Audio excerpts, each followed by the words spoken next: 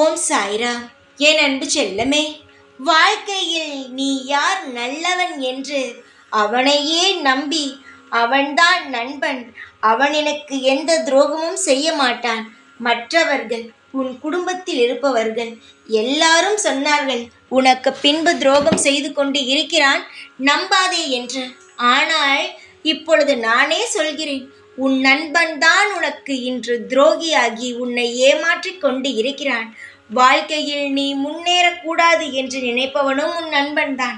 நண்பன் எப்படி ஏமாற்றுகிறான் என்று சொல்கிறீர்கள் சாயி என்று கேட்கலாம். இன்னுமா நீ சின்ன குழந்தையாகவே இருக்கிறாய்? யார் நல்லவர்கள் யார் கெட்டவர்கள் என்ற வித்தியாசம் உனக்கு தெரியாதா? நீ ஏன் இன்னும் அறியாத பிள்ளையாக இருக்கிறாய் என்பதுதான் புரியவில்லை.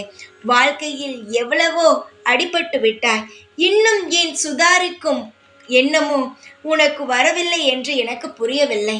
கஷ்டங்கள் எவ்வளவோ வந்தது, சமாளித்தாய். அப்பொழுது அந்த கஷ்டத்திற்கு யார் காரணம்? உனக்கு பின் இருந்து யார் உன்னை குளிப்பறிப்பது என்று கூடவா தெரியாமல் இருப்பாய்? தெரியாமல் இல்லை, உனக்கு தெரியும். ஆனால் எப்படி சந்தேகப்படுவது? நம் கூடவே இருந்து எப்படி நம் கவலையிலும் நம் கூட இருந்து எப்படி நமக்கு துரோகம் செய்வான் என்ற ஒரு நம்பிக்கைதான். தங்கமே, நீ யார் மீது சந்தேகப்படுகிறாயோ அவன்தான் உன்னுடைய பின் பக்கம் இருந்து உன்னை குளிப்பறித்து கொண்டு வாழ்க்கையில் எதுவுமே நடக்க விடாமல் தடுக்கிறான். நீ ஏதாவது ஒரு இடத்திற்கு சென்று வேலை செய்யலாம் என்று நினைத்தால் அந்த இடத்திற்கு வந்து தேவையில்லாமல் உனக்கு பின் இவன் சரியில்லை, இவன் நல்லவன் இல்லை என்று பொய்யான விஷயத்தை சொல்லி வேலையிலிருந்து உன்னை எப்படி எடுக்கலாம் என்ற விஷயத்தையும் நன்றாக தெரிந்து எங்கு போனாலும் உன்னை துரத்தி அடிக்கிறான்.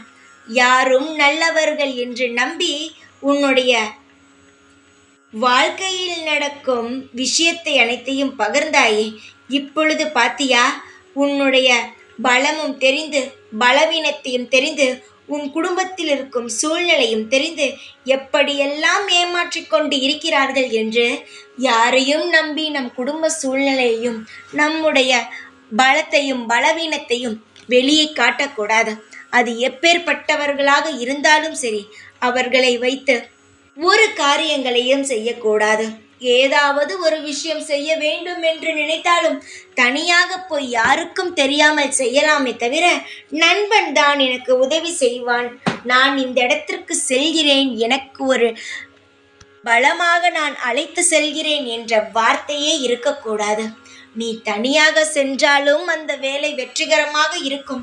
துணைக்கு சில பெயரை அழைத்து சென்று அவர்கள் துணையாக இல்லாமல் உனக்கு பின் அவர்கள் படும் குழியை வெட்டி கொண்டிருக்கிறார்கள். தங்கமே, உன் வாழ்க்கையில் நீ எவ்வளவு பெரிய விஷயத்தை சாதிக்க விடாமல் தடுத்து கொண்டு இருக்கிறார்கள் என்று நான் சொன்னால் உனக்கு புரியாது.